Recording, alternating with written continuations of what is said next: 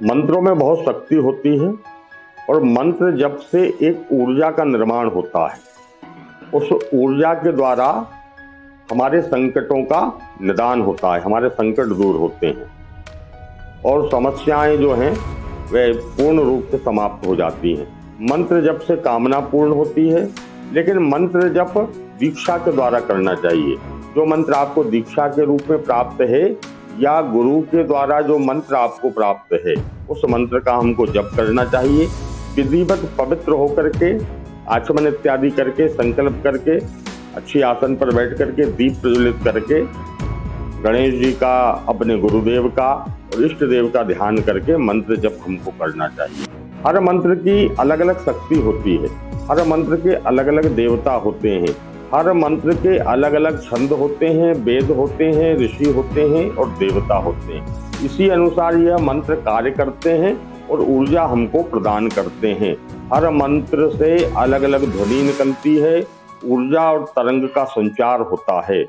मंत्र जो है ईश्वरी शक्ति होते हैं और मनुष्य जब मंत्र जप करना प्रारंभ करता है तो उसका संबंध परमात्मा से हो जाता है और मंत्र जप से जब परमात्मा से उसका संबंध होता है तो परमात्मा की ओर से जो सकारात्मक ऊर्जा निकलती है, जो मंत्रों से तरंग निकलती हैं, वो परमात्मा से आपका संबंध स्थापित करते हैं और आपका संबंध जब स्थापित होता है, आप मंत्र जाप करते हैं तो जो ऊर्जा का संचार होता है, उसी ऊर्जा के द्वारा आपके संकट भी दूर होते हैं और आपकी मनोकामनाएं भी पूर्ण होती हैं। विभिन्न मंत्र हैं, उनके अलग अलग प्रभाव होते हैं। जैसे दीर्घायु प्राप्त करना है, रोगों का शमन करना है, संकटों से निवृत्ति प्राप्त करना है तो महामृत्युंजय मंत्र का जप करें।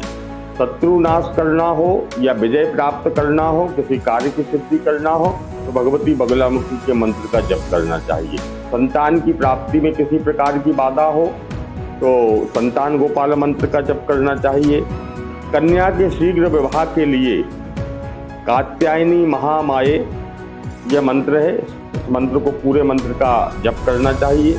किसी युवक के विवाह के लिए पत्नी मनोरमाम देहि मनोरथानुसारिणी, इस पूरे मंत्र का जप करना चाहिए। आरोग्य और सौभाग्य को प्राप्त करने के लिए देहि सौभाग्यम आरोग्यम देहि में परमम सुखम रूपम देहि जयम देहि यशो देहि दुषो जहि, इस मंत्र का जप करना चाहिए। इसी प्रकार दुर्गा सप्तशती के जितने भी मंत्र हैं वे सारे मंत्र महामंत्र हैं, अलग अलग कार्यों के लिए है।